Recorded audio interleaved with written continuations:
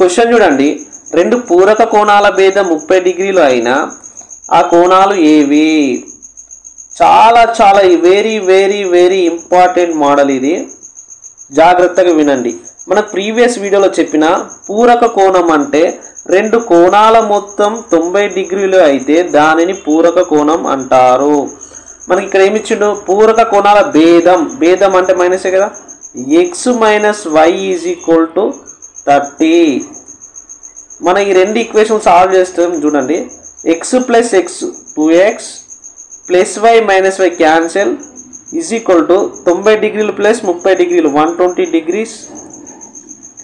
x is equal to 120/2. 2 ఇక్కడ multiply చేస్తుంది కాబట్టి ఇక్కడ డివైడ్ చేస్తుంది.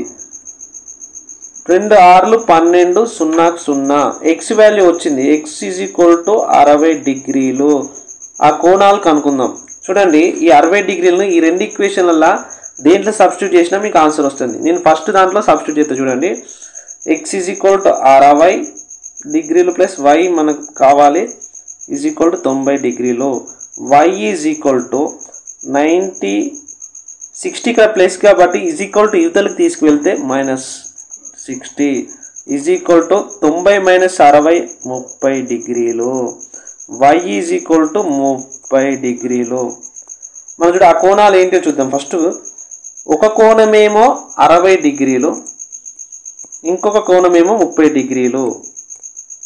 ఆన్సర్. ఇలాంటి క్వశ్చన్ మీకు ఇస్తా, దీని ఆన్సర్ కామెంట్ చేయండి. రెండు పూరక కోణాల భేదం 34 డిగ్రీలు అయినా ఆ కోణాలు ఏవి? ఈ క్వశ్చన్కు ఆన్సర్ కామెంట్ చేయండి.